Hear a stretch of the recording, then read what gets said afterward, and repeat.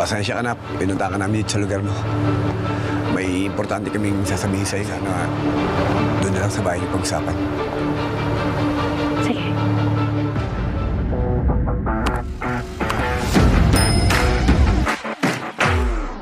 Kinausap ni Tindeng si Roda at buong tapang niyang sinabi na hindi siya titigil hanggat hindi nakakamit ang hustisya para kay Alfredo.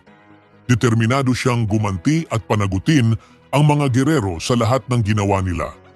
Nalito at nabahala si Roda, ngunit agad sinabi ni Tindeng na kailangan nilang lapitan si Tanggol at humingi ng tulong. Umalis silang dalawa nang hindi nila alam na palihim silang minamanmana ni Rigor, handang sundan ang bawat hakbang nila. Inabot ni Erica ang cellphone kay Jackie at mariing sinabi na hindi na kayang kontrolin ng mga gerero ang lahat. Ipinakita niya ang balita tungkol kina Nita at Marsing, kung paanong unti-unti nang inilalabas ng mga tao ang baho at karumal-dumal na gawain ng mga gerero. Nanlaki ang mata ni Jackie habang pinapanood, lalo nang marinig niyang magsasalita na sina Nita at Marsing para ilantad ang buong katotohanan. Sa telebisyon, buong tapang na nagsalita sina Nita at Marsing. Inamin nilang dinaya nila si Tanggol at isiniwalat ang iba't ibang paraan ng pandaraya ng mga gerero. Mula sa pagtitipid sa relief goods para kumita hanggang sa insidenteng nauwi sa food poisoning. Sa kabilang panig, nagngit-ngit sa galit sina Jackie at Miguelito, hindi makapaniwalang nailabas sa publiko ang lahat ng kanilang lihim. Samantala, palihim na kumukuha ng litrato si Maru sa paligid habang naghahanap ng ebidensyang magpapatunay sa panlilinlang ni Roberto. Dumating si Kidlat at nagtaka sa ginagawa niya. Pag-alis ni Maru, agad binalaan ni Kidlat si Lucio, may kakaiba raw sa kilos ni Maru. Dahil dito, napaisip si Lucio na baka napasok na sila ng taong may masamang balak. Umuwi si Maru at nadatnan sina Punggay at Tanggol. Galit na galit si Tanggol sa karumal-dumal na ginawa ng mga gerero at iginiit na dapat silang managot at makulong habang buhay. Ibinunyag ni Punggay na sinamantala siya ni Miguelito.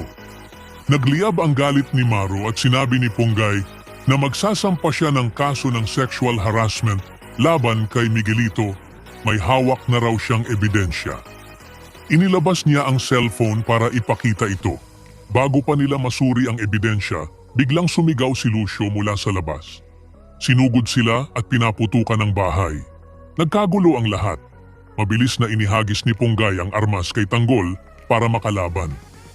Ngunit sa gitna ng putukan, nadaplisan si Linda at bumagsak sa sahig.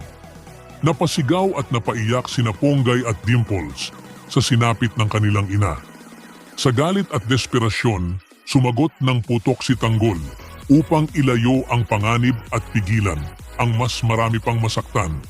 Habang unti-unting lumalantad ang mga baho ng mga gerero mula sa pandaraya, food poisoning hanggang sa pang-aabuso, lalo ring tumitindi ang laban para sa hustisya.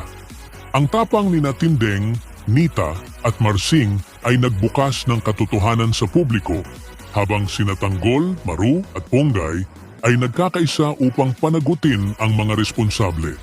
Ngunit kasabay ng paglabas ng ebidensya, lalong nagiging marahas ang mga kalaban.